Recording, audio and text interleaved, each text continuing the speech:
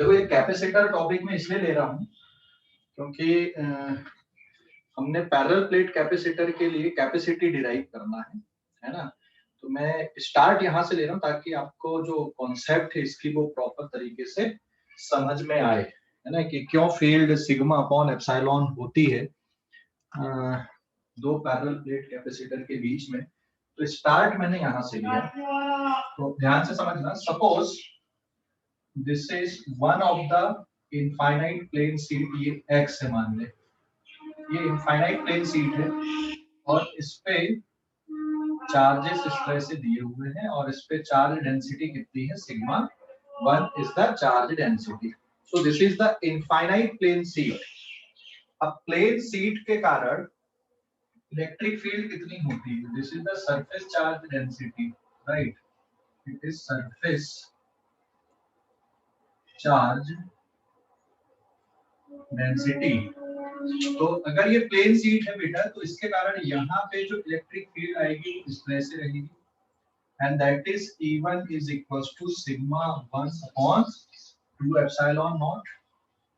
यहाँ पे electric field इस डायरेक्शन पे आएगी and that is equals to E1 is equals to sigma 1 upon 2 epsilon naught।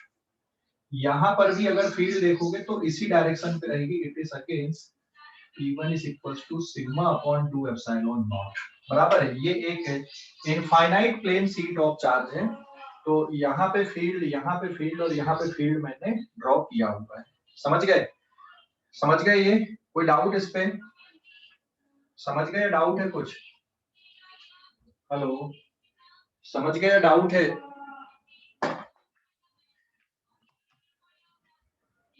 समझ गए? डाउट है? कुछ डाउट है तो तुरंत पूछोगे, है ना, मैं बार बार रिपीट नहीं करूंगा इसको। कोई डाउट है तुरंत पूछो। तो infinite plane sheet of charge के लिए ये इलेक्ट्रिक फील्ड होती है सिग्मा अपॉन 2 एप्सिलॉन नॉट। तो ये अगर एक प्लेन सीट ऑफ चार्ज है तो यहाँ पर भी उतनी फील्ड होगी, यहाँ पर भी उतनी होगी, इस साइड पे भी उतनी होगी, और डायरेक्शन मैंने मेंशन किया हुआ है और इसमें पॉजिटिव चार्ज है इस सीट पे, प्लेन सीट पे। और जो सीट है मैंने यहाँ पे ये 1 डायमेंशन में बनाया हुआ है, ठीक है, मतलब इसका जो बाकी व्यू है वो हमको देख नहीं रहा है, लुकिंग लाइक दैट, ये इस तरह से, ठीक है, ये ऐसी दिख रही है सीट, ये ऐसी है, थोड़ा तिरछा करोगे तो ये ऐसा। So this is the infinite plane sheet of charge. समझ गया बेटा? हेलो, समझ गया इसको? Yes sir. हाँ, अब मैं यहाँ पर ना एक और सीट रख देता हूँ, मैंने यहाँ पे एक और सीट प्लेस कर दिया इस तरह से। This is again, this sheet is y, दोनों पैरेलल है एक दूसरे के, दिस सीट इज वाई, और इस पे भी मान लो चार्ज डेंसिटी कितनी ले लूं मैं यहाँ पे, suppose this charge density is sigma 2 which is less than sigma 1, ठीक है, इस पे भी पॉजिटिव चार्ज है। तो अगर मैंने इस सीट को यहाँ पे रख दिया तो अब फील्ड कैसी बनेगी, किस तरह से बनेगी, ये सेकंड वाली सीट के कारण या बाय वाली सीट के कारण फील्ड कैसे बनेगी, इसकी चार्ज डेंसिटी है सिग्मा 2, ठीक है, और इसमें भी अगर पॉजिटिव चार्ज है तो ये वाली सीट के कारण भी फील्ड यहाँ पे इस तरह से आएगी। Is it clear? This is E2 is equals to sigma 2 upon 2 epsilon naught। यहाँ पे ये वाली सीट के कारण फील्ड इधर रहेगी, ठीक है, this is E2 equals to sigma 2 upon epsilon naught, और उसी सीट के कारण यहाँ पर फील्ड इस साइड आएगी, this is E2 equals to sigma 2 upon 2 epsilon naught। Clear हो गया? क्लियर हो गया बेटा?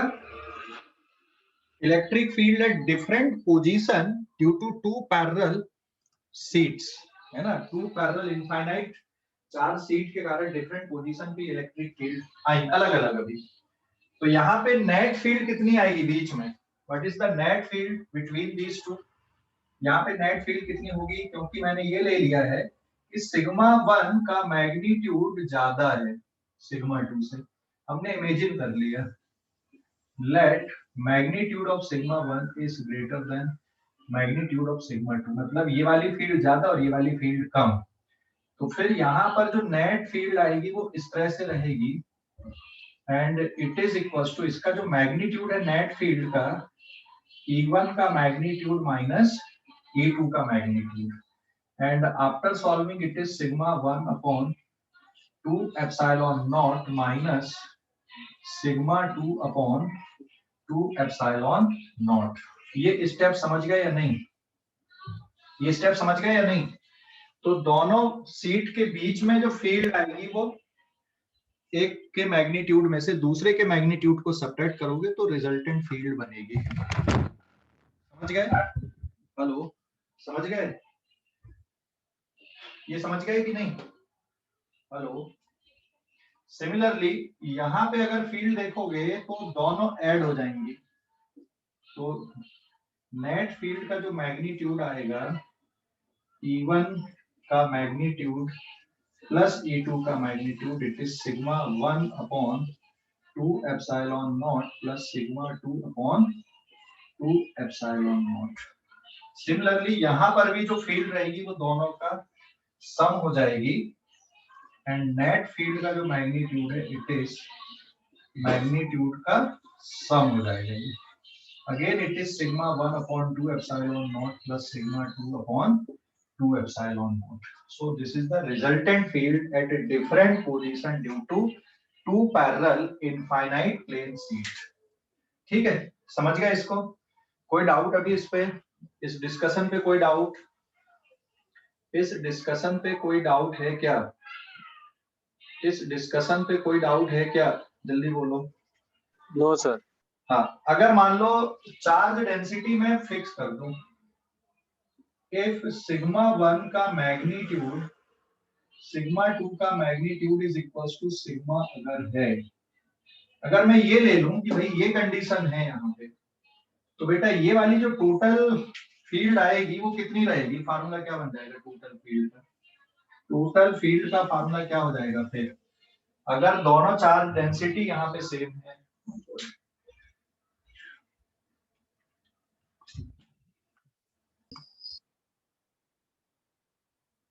ओके देखो भी ना, इसमें अगर मान लो सिग्मा 1 और सिग्मा 2 की वैल्यू सेम है तो क्या होगा बताओ जरा। अगर सिग्मा 1 और सिग्मा 2 की वैल्यू सेम है तो क्या होगा? हाँ सर बीच में 0 आ जाएगा। हाँ, बीच में 0, और यहाँ पे हो जाएगा 0 कंडीशन, सिग्मा बाय नॉट, तो सिग्मा 2 यहाँ पे वैल्यू कितनी आ जाएगी? Sigma by naught epsilon naught if sigma 1 equals to sigma 2, और यहाँ पर भी कितना हो जाएगा? Sigma upon epsilon naught if sigma 1 equals to sigma 2। समझ गए कि नहीं? क्लियर हो गया? अभी क्लियर हो गया? स्क्रीनशॉट इसका, हाँ स्क्रीनशॉट लो जल्दी से, स्क्रीनशॉट ले लो, ले लिए? नेक्स्ट फिर मैं यहाँ पे एक चेंज लाता हूँ, स्क्रीनशॉट ले लो जल्दी से, एक चेंज लाता हूँ, स्क्रीनशॉट लो जल्दी से, ले लिए? हाँ, एक चेंज मैं यहाँ पे लाता हूँ, this is now page number 2। इसमें पॉजिटिव की जगह पे नेगेटिव चार्ज डेंसिटी हम लोग ले रहे हैं इसको, पॉजिटिव की जगह पे नेगेटिव चार्ज डेंसिटी ले लेते हैं, ठीक है?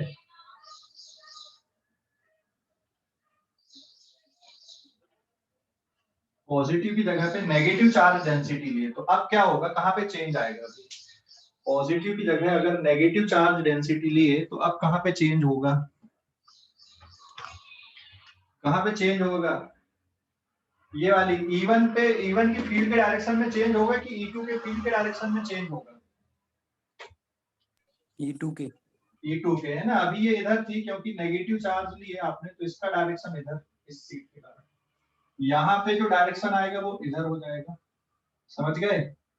ऐसे यहाँ पे जो डायरेक्शन है वो अब इधर हो गया, और इसका मैग्नीट्यूड ज्यादा रेड वाली फील्ड का, मतलब कि E1 का, तो बेटा यहाँ पे नेट फील्ड अब क्या होगी बीच में, क्योंकि दोनों सेम डायरेक्शन पे आ गई हैं, तो दोनों सेम डायरेक्शन पे होने के कारण अब नेट फील्ड क्या होगी, यहाँ पे बढ़ जाएगी, है ना? E1 प्लस E2, और यहाँ पे फील्ड क्या होगी, अब सब्ट्रैक्ट हो जाएगी, so it is E1 minus E2।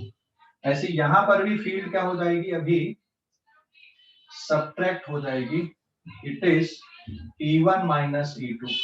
और अगर चार्ज डेंसिटी सेम है तो यहाँ पे आंसर रहेगा 0, और अगर चार्ज डेंसिटी सेम है तो यहाँ पर का आंसर कितना आ जाएगा, it is sigma upon epsilon naught, और दिस आंसर इज आल्सो 0, बराबर है।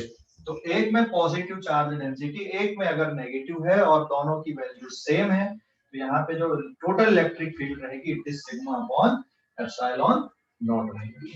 ठीक है, स्क्रीनशॉट ले लो अभी इस पेज का भी, अगले पेज पे जाएंगे, स्क्रीनशॉट ले लो, स्क्रीनशॉट ले लो बेटा इस पेज का।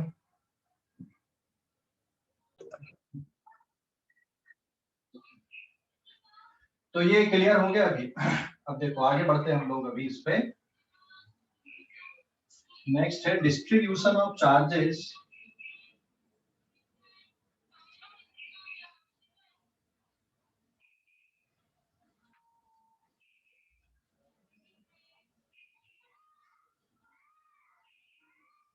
Now, page number 3।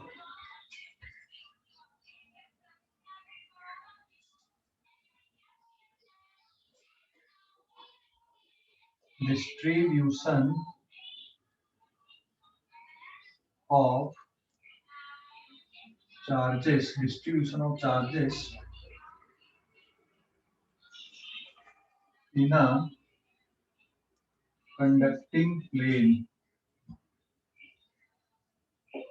in a conducting plane। ठीक है, सपोज बेटा ये एक कंडक्टिंग प्लेन हमने कंसीडर किया,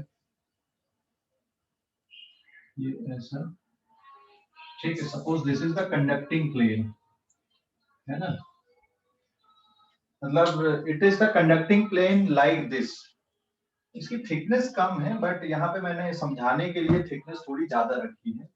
और अगर हम लोग इसको चार्ज देते हैं तो चार्ज इसके दोनों सरफेस पे आ जाएंगे, इधर भी चार्ज आएंगे और इधर भी चार्ज आएंगे। मान लो ये वाली सरफेस पे चार्ज Q1 और इस पे चार्ज Q2, ये सरफेस का एरिया A और ये सरफेस का एरिया भी A है, ठीक है। एंड जो चार्ज आ रहे हैं वो मैक्सिमम चार्ज ये वाली सरफेस पर और ये वाली सरफेस पे आ जाएंगे, यहाँ पे चार्ज नेग्लिजिबल रहेंगे ये वाले पोर्शन पे, ठीक है ना, यहाँ पे चार्ज नेग्लिजिबल ये वाले पोर्शन पे। तो अगर आपने इसको Q चार्ज दिया, हाँ बोलो सर, नेग्लिजिबल क्यों रहेंगे वहाँ पे? हाँ, क्योंकि ये वाला जो एरिया है ना बेटा, ये बहुत बड़ा एरिया हो गया ना। जैसे मान लो 100 माइक्रोकूलाम चार्ज दिए तुमने, 100 माइक्रोकूलाम, तो 48 माइक्रोकूलाम इस पे, 48 इस पे, और बाकी का 2 माइक्रोकूलाम समझ लो पूरे पे आ गए इधर पे, ये चारों इस पे, ठीक है, समझ गए कि नहीं? हेलो, हाँ, क्योंकि इसका एरिया बहुत बड़ा ना, सरफेस एरिया ये ज्यादा बड़ा और यहाँ पर का एरिया बहुत कम है, तो यहाँ पे चार्ज नेग्लिजिबल आएंगे ऐसे। अभी क्लियर हो गया कि नहीं? हेलो, कुछ तो रहेगा सर, है ना? हाँ कुछ रहेगा, ऐसा नहीं है ना, कुछ रहेगा, ठीक है ना, बट मैक्सिमम चार्ज ये दो सरफेस पे रहेंगे। और अब इसमें एक और बात ये जाएगी कि Q1 plus Q2 is equal to Q, क्योंकि टोटल Q दिए, ये वाली सरफेस पे Q1 और इस पे कितना आया, Q2 आया। एक्चुअल में this conducting plane is looking like a sheet जिसमें दो सरफेस हैं ऐसे। ये जो कंडक्टिंग प्लेन है ना, हम इसको क्या कंसीडर कर सकते हैं यहाँ पे कि ये एक दो सीट से मिलकर बना हुआ है, और इसमें मान लो चार्ज डेंसिटी है सिग्मा 1 और इसमें भी चार्ज डेंसिटी सिग्मा 2 है, ठीक है। तो what is the value of sigma 1 here? Sigma 1 is Q1 upon A and sigma 2 is again Q2 upon A, ठीक है, ये charge density. Now this conducting plane, ये जो कंडक्टिंग प्लेन है इसको क्या ट्रीट कर सकते हो, can be treated as two parallel plane sheet of charge, two parallel plane sheet of charge हम इसको ट्रीट कर सकते हैं।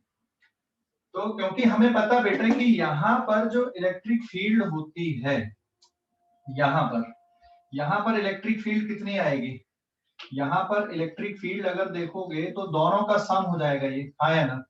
यहाँ पर net electric field sigma 1/2 epsilon plus sigma 2/2 epsilon बराबर है। और क्योंकि अंदर फील्ड कितनी रहती है, अंदर अगर फील्ड की बात करोगे यहाँ पे तो दोनों सीट फील्ड प्रोड्यूस करेंगी। ये वाली सीट के कारण फील्ड इधर आएगी E1 और इसके कारण फील्ड इधर रहेगी E2। Is it clear? और एंगल कितने डिग्री का रहेगा यहाँ पर, 180 डिग्री का। और हमें पता है कि कंडक्टर के अंदर नेट फील्ड कितनी होती है, what is the net field inside the conductor, what is the net field inside the conductor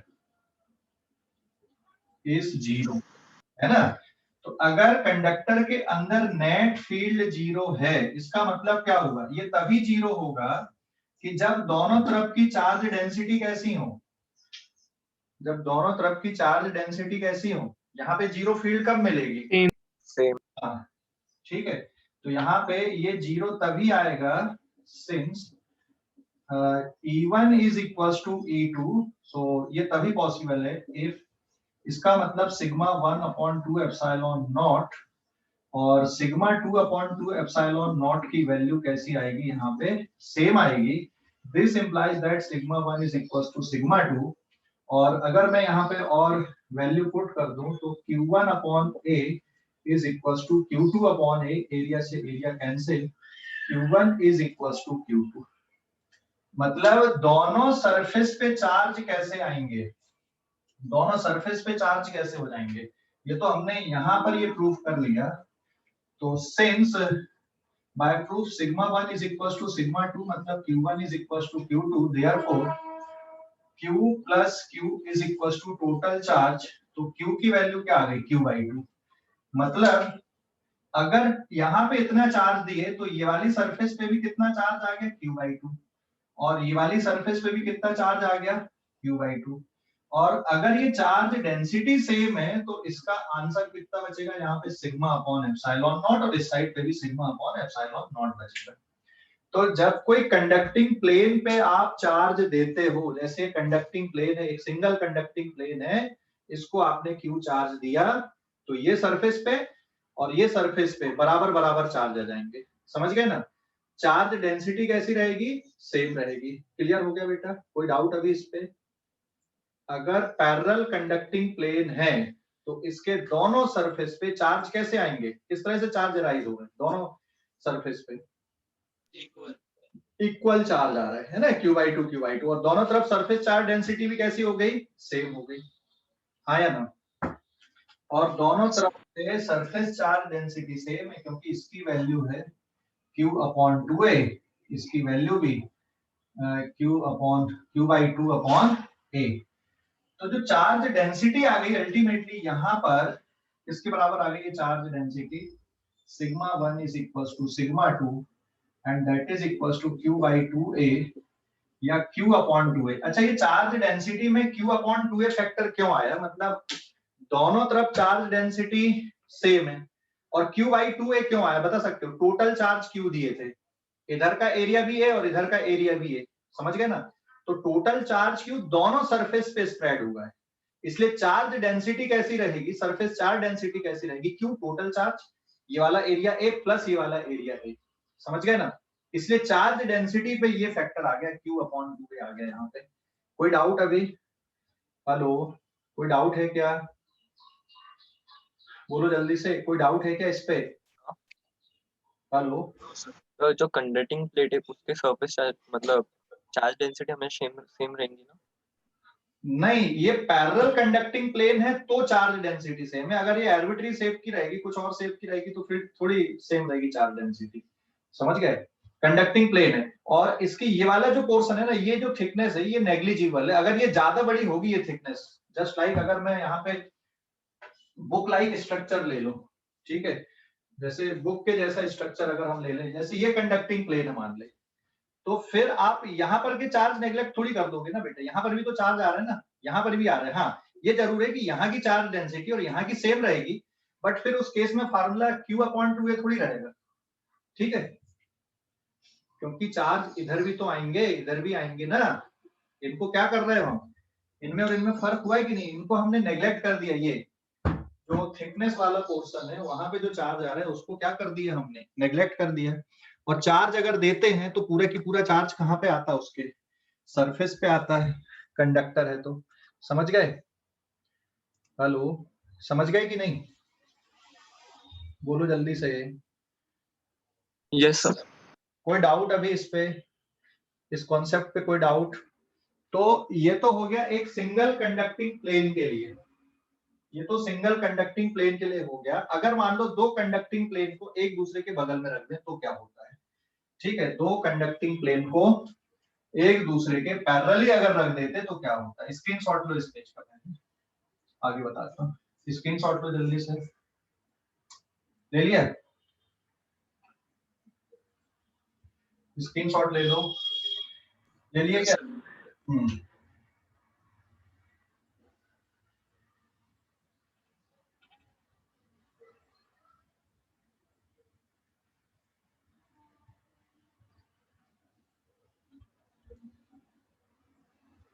Now this is page number 4.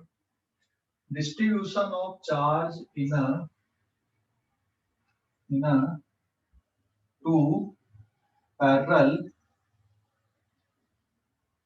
conducting plane. Two parallel conducting plane. अब टू कंडक्टिंग पैरेलल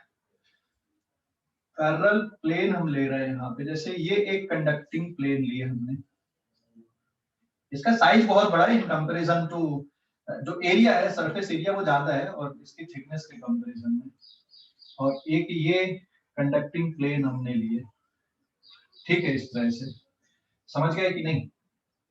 अगर मान लो मैंने इसको charge दिया Q1 और इसको charge कितना दिया Q2, तो ये दो कंडक्टिंग प्लेन में क्या हो रहा है? अभी देखो, जब दो कंडक्टिंग प्लेन है मतलब क्या बन रहा है यहाँ पे, सिचुएशन क्या बन रही है? कितनी सरफेस यहाँ पे? 1 2 3 एंड 4। यहाँ पे एक और टर्म लिखना हमें, two parallel identical conducting plane. Identical conducting plane मतलब चारों के जो सरफेस एरिया है ना वो सेम है। A1 equals to A2 equals to A3 equals to A4 equals to A. This is surface area of plane. Plane का surface area यहाँ पर का भी है, यहाँ का भी है, यहाँ का भी है, यहाँ पर का भी है, आइडेंटिकल लेने से। समझ गए? समझ गए कि नहीं? तो इस पे चार्ज Q1 दिए, इस पे Q2 दिए, तो अब चार्ज कैसे डिस्ट्रीब्यूट हो रहा है? इस पे आ गया Q1, इस पे आ गया Q2, इस पे आ गया Q3 और इस पे कितना हो गया Q4। एक और बात, चार्ज इस तरह से डिस्ट्रीब्यूट तो हो गए क्योंकि आपने इसको Q1 दिया है। सिंस Q1 प्लस Q2 का सम किसके बराबर रहेगा? Total Q1। ऐसे ही Q3 प्लस Q4 का सम किसके बराबर रहेगा? Q2। इस पे आपने Q1 दिया, इस पे आपने Q2 दिया। अब ये जो Q1 दिए थे ये दोनों सरफेस पे आ गए, Q1 और Q2। यहाँ पे कितना हो गया? Q3 and Q4।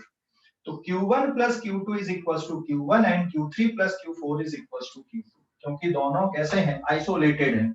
आइसोलेटेड है तो इसका टोटल चार्ज हमेशा फिक्स ही रहेगा, वो नहीं बदलेगा। हाँ, लेकिन अब Q2 की वैल्यू कितनी होगी, Q3 की कितनी होगी?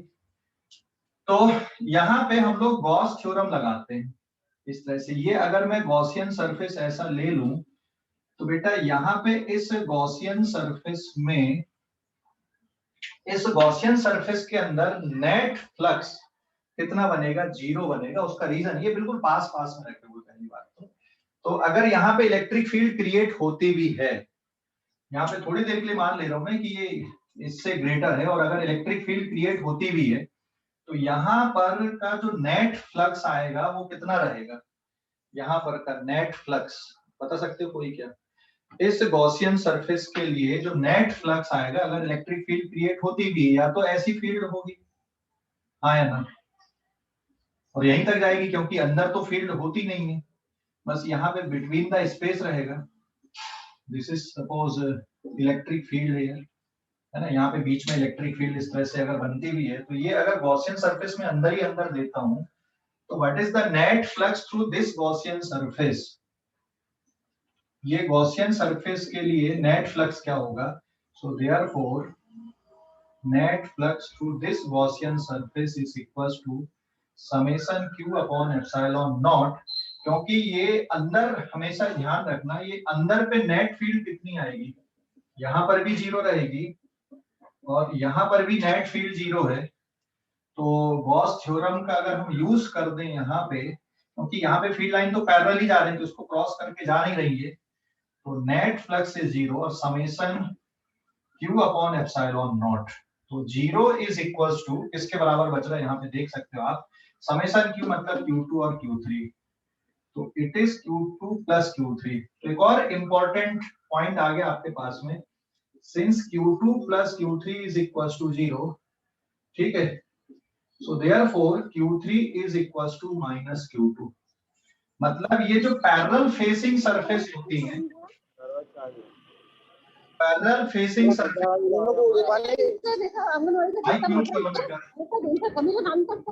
माइक म्यूट करो सल। हाँ, ये जो पैरेलल फेसिंग सरफेस है, इस पे चार्ज कैसे आ रहे हैं? पैरेलल फेसिंग सरफेस पे चार्ज किस तरह से आ रहे हैं? अपोजिट। हाँ, अपोजिट अपोजिट आ रहा है, इक्वल एंड अपोजिट चार्ज आ रहा है पैरेलल फेसिंग सरफेस पे, इक्वल एंड अपोजिट चार्ज आ रहा है हमेशा, ठीक है, इस पे और इस पे इक्वल एंड अपोजिट चार्ज आ गए। और एक और बात अगर हम ले लें, क्योंकि यहाँ पे नेट फील्ड जीरो है, यहाँ पे नेट फील्ड जीरो यार, ठीक है, यहाँ पे पैरेलल फेसिंग सरफेस पे इक्वल एंड अपोजिट चार्ज आ रहा है अंदर की तरफ, तो Q3 is equal to minus Q2 या Q2 is equal to minus Q3, एक ही बात है यहाँ पे, है ना। और मैं यहाँ पे लिख दूं Q2 is equal to minus Q3, तो ये जो अंदर वाली सरफेस आ रही है इस पे इक्वल एंड अपोजिट चार्ज आ रहा है। एक और बात है, क्योंकि यहाँ पे अंदर पे नेट फील्ड जीरो होती है, तो यहाँ पे फील्ड कौन कौन प्रोड्यूस कर रहा है, अगर हम अंदर की बात करें, यहाँ पे ये वाले स्पेस पे फील्ड कौन कौन प्रोड्यूस कर रहा है, यहाँ पे ये वाली सीट भी फील्ड प्रोड्यूस करेगी, ये भी करेगी, ये भी करेगी और ये भी करेगी। बात समझ गए कि नहीं?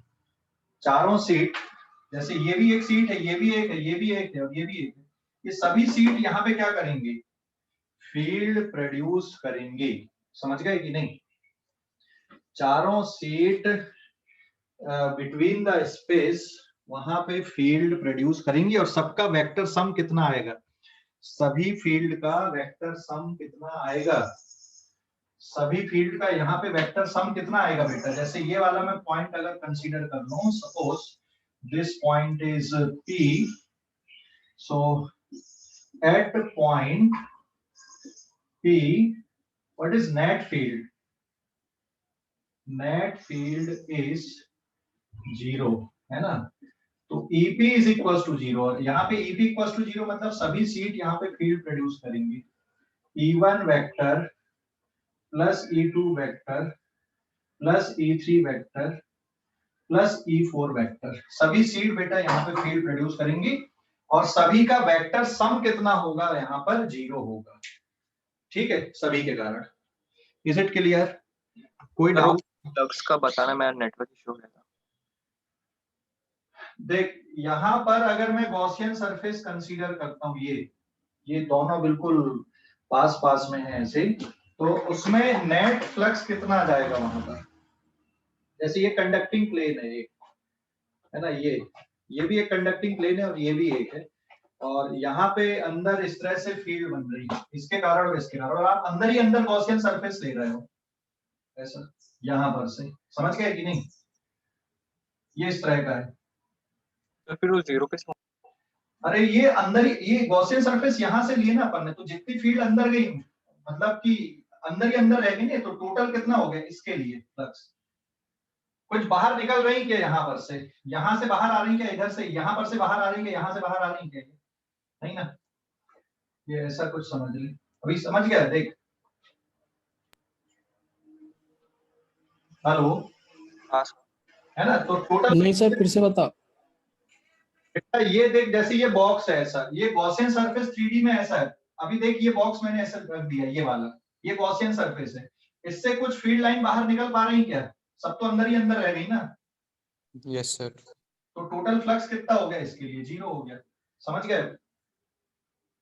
Yes sir. सर मतलब एक दूसरे को काट देंगे क्या वो? अब तू जैसा भी समझ ले, ये देखिए बॉक्स रखा हूं मैंने यहाँ पे, इससे कोई फील्ड लाइन बाहर निकलती हुई दिख रही है क्या? ऐसे तो नहीं दिख रही सर। बस तो फिर जब अगर फील्ड लाइन बाहर ही नहीं निकलेंगी तो नेट फ्लक्स कितना बन जाएगा इसका? 0 सर। 0। अभी समझ गए कि नहीं? Yes sir. है ना, बस इतना ही है भाई। फ्लक्स कब बनता है? जब कोई फील्ड लाइन उसको क्रॉस करके बाहर निकले। अगर क्रॉस करके बाहर नहीं निकल रही तो फ्लक्स थोड़ी बनेगा। ठीक है, हेलो, ठीक है। और एक और Yes, बात, यहाँ पर नेट फील्ड 0 होनी चाहिए। तो ये जो कंडक्टिंग प्लेन है ना, एक ये सीट हो गई, एक ये हो गई, एक ये हो गई, एक ये हो गई, 4 सीट बन गई। 4 पैरेलल सीट इस तरह से अरेंज है और यहाँ पे नेट फील्ड कितनी बनेगी? 0 बनेगी। समझ गए? हेलो, समझ गए कि नहीं? Yes sir. तो इन सभी का सम 0 है, वेक्टर सम 0 है। तो देख, ये वाली सीट और ये वाली सीट के कारण फील्ड एक दूसरे के अपोजिट, और इसके कारण अगर ओवरऑल देखोगे तो इस पूरे सीट के कारण, ये पूरा क्योंकि मेटल कंडक्टर है, इस पूरे के कारण फील्ड का डायरेक्शन इधर आएगा और बाकी ये 2 के कारण इधर बचेगा।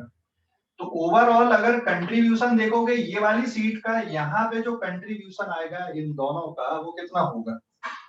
इन दोनों का मिला के कंट्रीब्यूशन, इन दोनों का मिला के, किस चीज में contribution?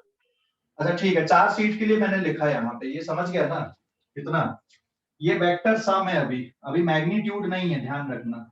Sigma 1/2 epsilon plus sigma 2/2 epsilon plus sigma 3/2 epsilon plus sigma 4/2 epsilon. ठीक है, ये कौन सा सम है? ये वेक्टर सम है, नॉट द स्केलर सम। मुझे इसके लिए थोड़ा स्पेस ज्यादा चाहिए इस प्रूफ के लिए, तो यहाँ पे ये वेक्टर सम है, ध्यान देना। हाँ, तो P पॉइंट पे देखो, ये P पॉइंट है यहाँ पे। P पॉइंट पे फील्ड कैसी बन रही? फर्स्ट वाली के कारण, अगर इस पे प्लस चार्ज हमने मान लिया तो फर्स्ट वाले के कारण फील्ड इधर, दिस इज E1। सेकंड वाले के कारण फील्ड इस साइड पे E2, और ये थर्ड में नेगेटिव चार्ज अगर आया है, मान ले इस पे हमने पॉजिटिव चार्ज ले लिया तो इस पे नेगेटिव चार्ज है, तो थर्ड वाले के कारण फील्ड इधर ही आएगी, हाँ या ना? E3। और फोर्थ वाले के कारण कैसी रहेगी फील्ड? या फिर ये पूरा, 1 मिनट वो भी छोड़ दे, ये पूरा कंडक्टिंग प्लेन है पूरा की पूरा, और अगर इस पे इतना चार्ज आया है तो ये कंडक्टिंग प्लेन के कारण पूरी फील्ड इधर पे बनेगी। मतलब दोनों का जो सम है वो एक ही डायरेक्शन पे फील्ड क्रिएट करेगा। कौन सा वाला? E3 और E4। तो E3 और E4 का जो रिजल्टेंट आएगा वो किस डायरेक्शन में फील्ड क्रिएट करेगा? इस डायरेक्शन में फील्ड क्रिएट करेगा। This is E3 plus E4। ठीक है सर, ठीक है, ये इस तरह से। तो ये वाले पॉइंट पे ये पहली वाली जो सीट है वो इस डायरेक्शन में फील्ड प्रोड्यूस करेगी, और ये सेकंड वाला जो फेस है वो इस डायरेक्शन में फील्ड प्रोड्यूस करेगा, और बाकी ये पूरा इस डायरेक्शन में फील्ड प्रोड्यूस करेगा। समझ गए? कोई डाउट यहाँ पे? इसका मतलब जब आप कैलकुलेशन कर रहे हो, तो E1 का magnitude is equal to E2 का मैग्नीट्यूड प्लस E3 और E4 का मैग्नीट्यूड का सम। ये इस तरह से लिखोगे। समझ गए? कोई डाउट अभी इस पे? समझ गए या कोई डाउट है? हेलो सर E3 और E4 क्यों प्लस किया? क्या बेटा? E3 और E4 क्योंकि ये पूरा एक कंडक्टिंग प्लेन हो गया ना, ये वाला पूरा हो गया एक, तो ये पूरे कंडक्टिंग प्लेन के कारण तो इधर ही फील्ड बनाएगा ना ये। तो वहाँ पे पॉजिटिव नेगेटिव चार्ज तो डेवलप होते दोनों साइड, तो फिर एक ही साइड में कैसे इलेक्ट्रिक फील्ड बनेंगे? एक ही साइड में कैसे बनेंगी? अच्छा, एक तरफ पॉजिटिव एक तरफ नेगेटिव बोल रहा है, तो देख इसमें सिचुएशन ऐसी डेवलप होगी ना भाई, अगर मान ले यहाँ पे नेगेटिव चार्ज आया तो टोटल तो Q2 था ना, जैसे इसको कितना चार्ज दिया तूने, सपोज इसको तूने चार्ज दिया, यहाँ पे कुछ वैल्यू पकड़ ले, यहाँ पे सपोज इसको तूने 10 माइक्रो कूलम दिया, तो अगर इस पे आ गया तो मान ले -2 माइक्रोकूलम इस पे आया तो इस पे कितना हो जाएगा, +12 माइक्रोकूलम है, तब तो 10 बनेगा ना ये। हाँ सर। तो इफेक्टिव किसके कारण है, -2 के कारण की फील्ड इफेक्टिव की +12 वाले की फील्ड इफेक्टिव बनेगी। वेल हाँ, +12 +12 वाले के कारण इफेक्टिव बनेगी, इसलिए E3 और E4 का जो फील्ड का डायरेक्शन आएगा वो एक ही तरफ बनेगा। अभी समझ गए नेट। सर फिर E1 सबसे स्ट्रॉन्गेस्ट रहेगा क्या इसमें? हाँ, E1 सबसे स्ट्रॉन्गेस्ट रहेगा, क्योंकि और E2 भी हो सकता है, अभी अपन कुछ बोल नहीं सकते वहां पे कि वो भी उतना ही स्ट्रॉन्ग हो सकता है E2 भी, ठीक है, पर अलग अलग रहेंगी वैल्यूज। मतलब देख E1, हाँ E1 सबसे स्ट्रॉन्ग बन रहा है क्योंकि वो किसको कैंसिल कर रहा है वहां पे, E2 और E3 और E4 के सम को कैंसिल कर रहा है। समझ गए, समझ गए या नहीं? हेलो, समझ गए या नहीं, जल्दी बोलो।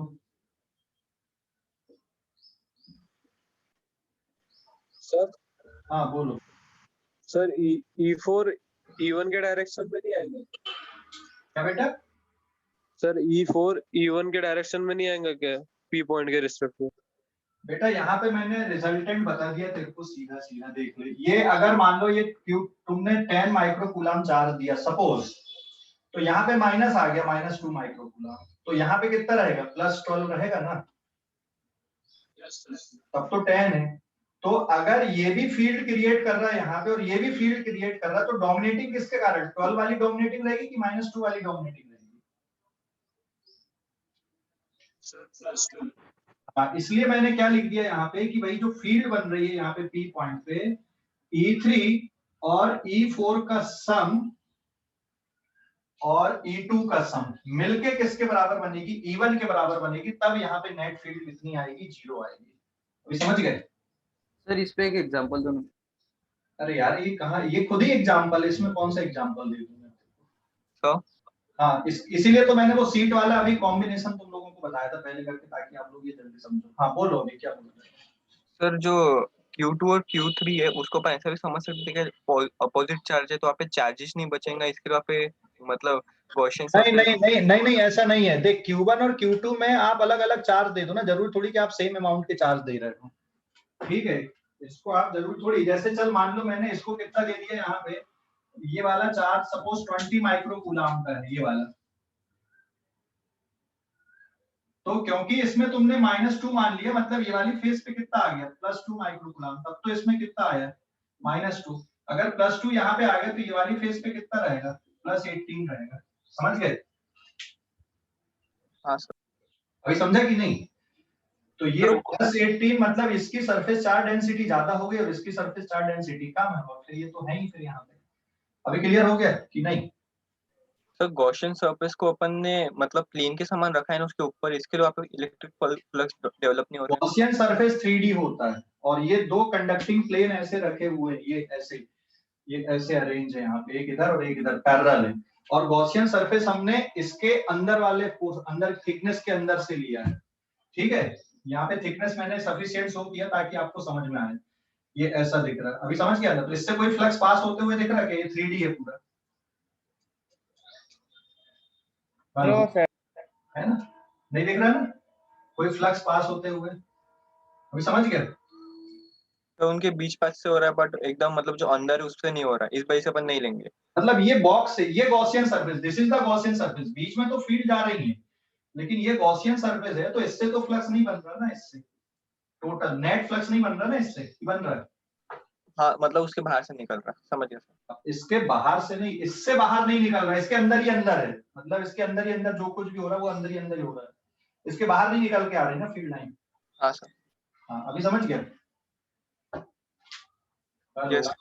हाँ ओके, तो ये कॉन्सेप्ट समझ गए? यहाँ पे ऐसा क्यों लिखा हूं मैंने ये वाला टर्म?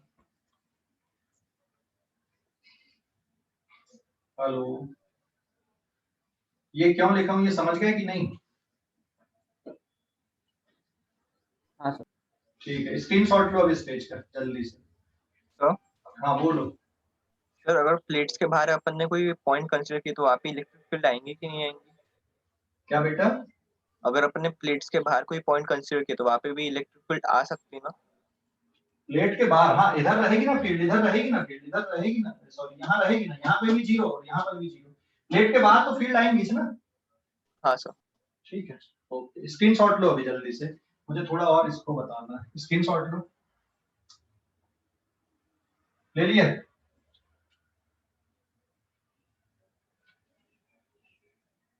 ले लिए क्या?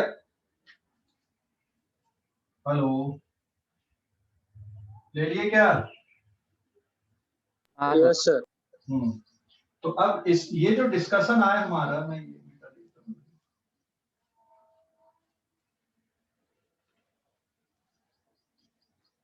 पेज नंबर 5,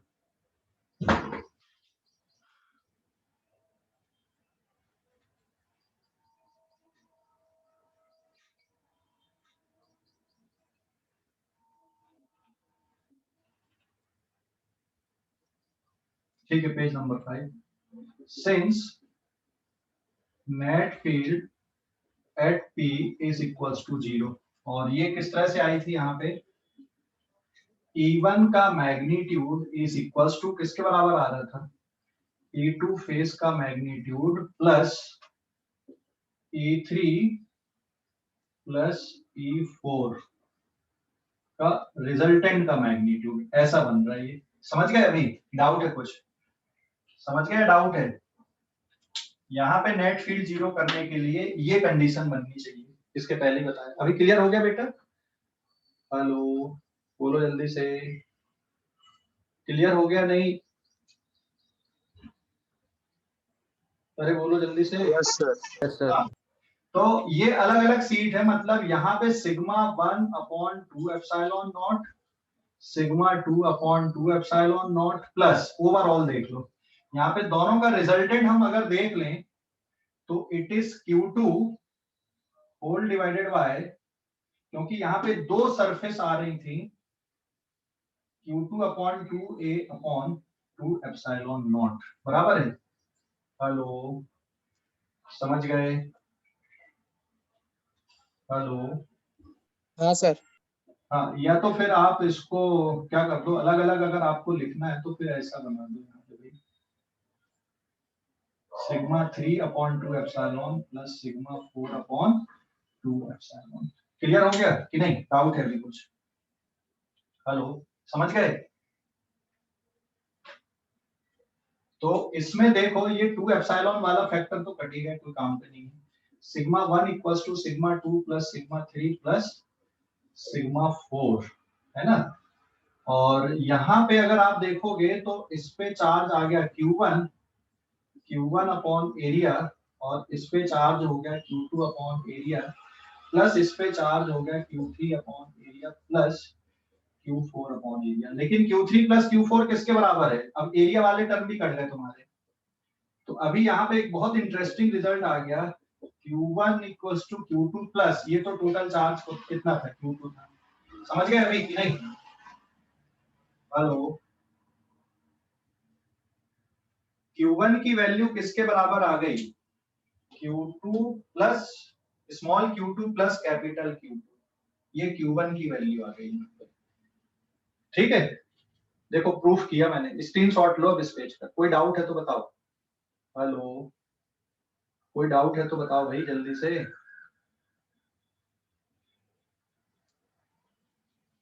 अरे समझ गए कि नहीं? सर। मैं मिटा रहा हूं अभी। हाँ, स्क्रीनशॉट ले लो इस पेज का, स्क्रीनशॉट ले लो इस पेज का। ले लिए? हेलो, ले लिए क्या? Yes sir. तो अब फाइनली हम लोग कंक्लूजन में पहुंच रहे हैं, और इसी तरह से क्या कंक्लूजन आ गया यहाँ पे, Q1 is equals to Q2 plus capital Q2. This implies that Q1 minus Q2 is equals to capital Q2. और इन दोनों का सम कितना था? Since Q1 plus Q2 is equals to Q1, अगर मैं दोनों को ऐड कर दूं यहाँ पे तो क्या आ रहा है, ये Q2 क्या हो गया, कैंसिल। तो 2 times Q1 is Q1 plus Q2, so Q1 will be Q1 plus Q2 divided by 2। मतलब ये वाली सरफेस का चार्ज निकल के आ गया। कौन सी सरफेस का चार्ज निकल के आ गया? ये फर्स्ट फेस का चार्ज निकल के आ गया। और अब इसी तरह से Q2 आप निकाल लो, Q2 की value capital Q1 minus small q1। तो यहाँ पे जब आप वैल्यू पुट करोगे Q1 की तो इसका आंसर आएगा Q1 minus Q2 divided by 2। Solve करने पे, ये सॉल्व करने पे इतना आंसर आएगा। मतलब आपने क्या निकाल दिया? Q1 निकल गया, Q2 निकल गया, और Q3 कैसा रहेगा? Q3 कैसा रहेगा? Since Q3 is equals to minus of Q2 and Q4 किसके बराबर रहेगा? Q2 minus Q3 के बराबर। तो जब आप सारी वैल्यूज को पुट कर दोगे, ये तो पता चल गया आपका Q3 कितना होगा, Q4 कितना होगा, ये भी पता चल गया। तो सभी सरफेस पे चार्ज डिस्ट्रीब्यूशन पता चल गया। ये तो था प्रूफ, ये पूरा प्रूफ हमने किया अभी। अब मैं डायरेक्ट लिख रहा हूं, यहाँ पे ध्यान देना, डायरेक्ट हम लोग अब इसको लिख रहे हैं। तो जो फाइनल रिजल्ट आ रहा है उस रिजल्ट को आप लोग याद रखोगे। Distribution of charge in two parallel conducting surface के लिए जो रिजल्ट आ रहा है, ये तो पूरा प्रूफ हम लोगों ने किया अभी।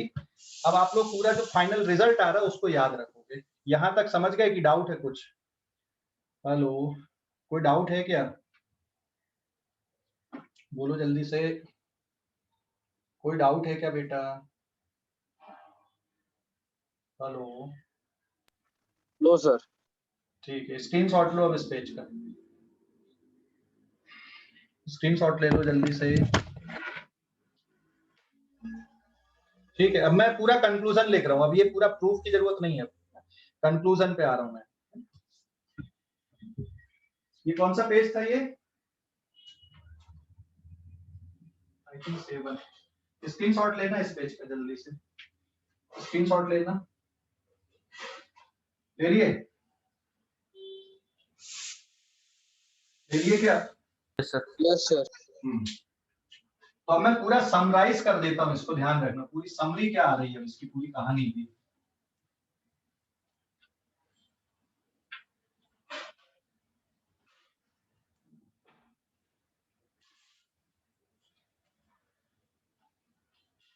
Now this is page number 8। पूरा हमने पढ़े, उसकी कहानी क्या है? Distribution of charges between two parallel identical conducting plane, identical conducting plane. ठीक है, ध्यान देना किस तरह से चार्ज का distribution.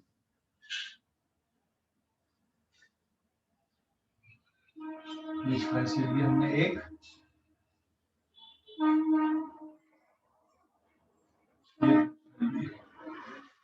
This is x and this is y। इसको कितना चार्ज दिए? Q1। इसको कितना चार्ज दिए? Q2 चार्ज दिए। कितनी फेस है यहाँ पे? 1 2 3 एंड देन 4। इस पे कितना चार्ज आएगा? Q1 Q2 Q3 Q4। ठीक है, सरफेस एरिया कैसे रहेंगे चारों के? A1 A2 A3 A4 is equals to A. This is surface area of each face, है ना, हर एक फेस का सरफेस एरिया। अब इंपॉर्टेंट कंक्लूजन, ये दोनों आइसोलेटेड है, मतलब Q1 plus Q2 is equals to Q1, Q3 plus Q4 is equals to Q2, as well as Q3 is equals to minus Q2। ठीक है, देखो अगर इसमें चार्ज इतना है तो ये वाली वैल्यू हमेशा माइनस Q2 रहेगी। और फिर अब प्रूफ करने पे क्या निकाल के लाए हमने कि Q2 मतलब ये वाली सरफेस का जो चार्ज आएगा वो Q1 माइनस Q2 बाई 2 रहेगा। ठीक है, Q1 minus Q2 by 2 with sign substitute करना, तो ये वाली सरफेस पे हो गया Q1 माइनस Q2 अपॉन 2, और यहाँ पे फिर इसी का माइनस साइन आ जाएगा। और Q1 की वैल्यू कितनी आ गई यहाँ पे? What about Q1? Q1 की वैल्यू कितनी आ गई? It is Q1 plus Q2 by 2। ठीक है, और Q4 की वैल्यू भी Q1 plus Q2 by 2 रहेगी। ठीक है, तो सभी सरफेस के चार्ज आपने लिख दिए। ये वाली सरफेस पे चार्ज Q1 प्लस Q2/2 इस पे इतना और इस पे minus of Q1 minus Q2/2, चार density sigma 1, sigma 2, sigma 3, sigma 4। तो sigma 1 is Q1 upon area, sigma 2 is Q2 upon area, sigma 3 is Q3 upon area, sigma 4 is Q4 upon area. और Q1, Q2, Q3, Q4 सब हमने already अब यहाँ पे निकाल चुके हैं। ठीक है, समझ गए कि नहीं? कोई डाउट इस पे? हेलो, कोई डाउट है क्या? कोई डाउट है क्या? अब अगर आपको इलेक्ट्रिक फील्ड निकालना भाई किसी जगह पे इलेक्ट्रिक फील्ड निकालना है तो ये आपने फाइंड आउट कर लिए। यहाँ पे जो बीच में जो फील्ड आएगी यहाँ पे, ठीक है, यहाँ पे चारों का वेक्टर सम रहेगा। जैसे अगर मैं पॉइंट ले लूं, ये वाला पॉइंट सपोज P है, ये पॉइंट सपोज Q तो लिया हुआ ऑलरेडी, ऐसा ये पॉइंट M है, ये पॉइंट N है और ये पॉइंट कौन सा है? O है। तो कहीं पर भी अगर आपको नेट फील्ड निकालना है, जैसे E M निकालना है, तो सभी के कारण वेक्टर सम करना है। ध्यान रखना, सभी सीट के कारण वेक्टर सम करना और इस तरह से नेट फील्ड निकालनी है। चाहे आप N पॉइंट के लिए निकालो, चाहे कहीं पर कभी, सभी सीट के कारण वेक्टर सम करना है। अगर मान लो इस पे भी प्लस चार्ज है और इस पे भी प्लस है, तो यहाँ M पे जो नेट फील्ड आएगी वो दोनों के कारण इधर रहेगी। इस पे माइनस है तो इस पे फील्ड इधर आएगी, और इस पे प्लस है तो इसके कारण फील्ड इधर जाएगी। मतलब क्या करना आपको, यहाँ पे वेक्टर सम करके रिजल्टेंट फील्ड आपको फाइंड आउट करनी है। ठीक है, हेलो, समझ गए कि नहीं? कोई डाउट इस पे? तो चार्ज डिस्ट्रीब्यूशन समझ में आ गया कैसे किए हम लोगों ने यहाँ पे हर एक सरफेस पे। तो ये पूरा फाइनल रिजल्ट है, इसको याद रखो।